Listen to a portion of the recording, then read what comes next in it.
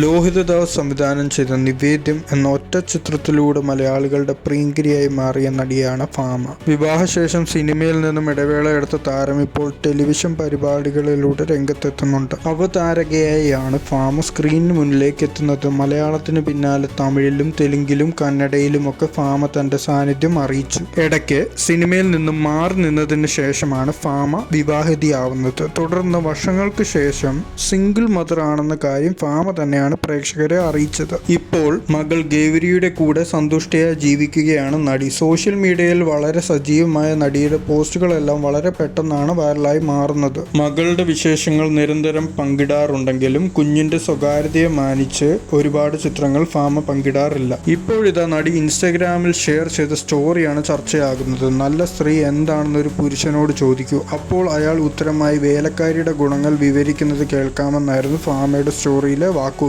ഒപ്പം പൊട്ടിച്ചിരിക്കുന്ന ഇമോജികളും ഉണ്ടായിരുന്നു. സ്വന്തം വ്യക്തി ജീവിതത്തിലെ അനുഭവങ്ങളുമായി സാമ്യമുള്ളതുകൊണ്ടാകാം നടി ഇത്തരം വാക്കുകൾ ഷെയർ ചെയ്തതെന്നാണ് ആരാധകരുടെ നിഗമനം. നടി എന്നതിലുപരി ഗായിക കൂടിയായ ഭാമ ഉദ്ഘാടന വേദികളിൽ സജീവമാണ്. 2020 ജനുവരിയിലായിരുന്നു ഭാമയുടെ വിവാഹം. കല്യാണം കഴിഞ്ഞ ഉടനെ നടി ഗർഭിണിയാവുകയും അതേ വർഷം ഡിസംബറിൽ തന്നെ മകൾക്ക് ജന്മം കൊടുക്കുകയും ചെയ്തു. ഗൗരി എന്നാണ് ഭാമ മകൾക്ക് പേരിട്ടിരിക്കുന്നത്. അങ്ങനെ കുഞ്ഞിനും ഭർത്താവിനും ഒപ്പമുള്ള ജീവിതം തുടങ്ങുന്നതിനിടയിലാണ് പ്രശ്നങ്ങൾ തുടങ്ങുന്നത്. ചില അഭിപ്രായ വ്യത്യാസങ്ങളെ തുടർന്നോ മറ്റോ ഭാമയും ഭർത്താവ് അരുണും വിവാഹ ജീവിതം അവസാനിപ്പിച്ചു. താൻ സിംഗിൾ മദർ ആണെന്ന് ഭാമ പറഞ്ഞതോടെയാണ് ഈ വിവരം പുറലോകം അറിയുന്നത്. കുഞ്ഞിന്റെ 1ാം പിറന്നാൾ ഭർത്താവിനൊപ്പം അതിഗംഭീരമായിട്ടാണ് ഭാമ ആഘോഷിച്ചത്.